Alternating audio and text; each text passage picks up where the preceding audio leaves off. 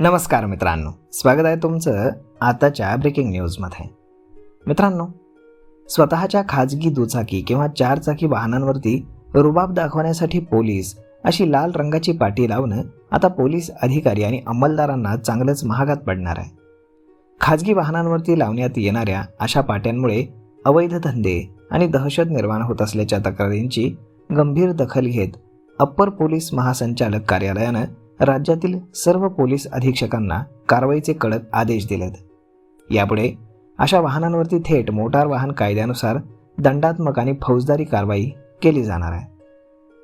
सखाराम कुलकर्णी या अर्जदारानं 27 जून 2026 रोजी मुख्यमंत्री तथा गृहमंत्र्यांकडे या संदर्भात लेखी तक्रार केली होती.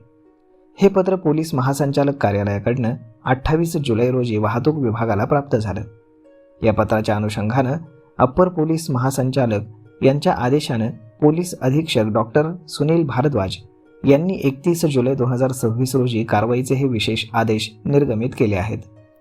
राज्यभरातील पोलीस आयुक्त, पोलीस अधीक्षक, राज्य महामार्ग पोलीस प्रमुखांना या कारवाई संदर्भातले निर्देश देण्यात आलेत.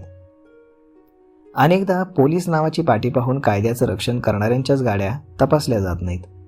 याचा गैरफायदा गुन्हेगारी कृत्यांसाठी होत असल्याच्या तक्रारी आहेत. त्यामुळे आता कोणत्याही पोलीस अधीक्षकांच्या कार्यक्षेत्रामध्ये अशी पोलीस लावलेली पाटी खाजगी वाहनावरती आढळल्यास संबंधित पोलीस कर्मचाऱ्यावरती कुठलीही गय न करता थेट कारवाई करण्याचे स्पष्ट आदेश आता सरकारकडनं देण्यात आलेत. तर मग मित्रांनो, इथून पुढे केवळ जे सरकारी वाहन असेल पोलिसांचं त्यावरच तुम्हाला पोलीस असं लिहिलेलं दिसेल आणि खाजगी वाहनावरती जर तुम्हाला पोलीस अशी पाटी दिसली तर तुम्ही थेट त्याची तक्रार पोलीस स्टेशनमध्ये करू शकता. तर मग मित्रांनो, हा व्हिडिओ, ही माहिती तुम्हाला कशी वाटली हे तुम्ही आम्हाला कमेंट करून नक्कीच सांगा. आणि जर हा व्हिडिओ तुम्हाला आवडला असेल तर आपल्या जवळच्या मित्रमंडळींसोबत देखील हा व्हिडिओ तुम्ही शेअर करायला विसरू नका. धन्यवाद.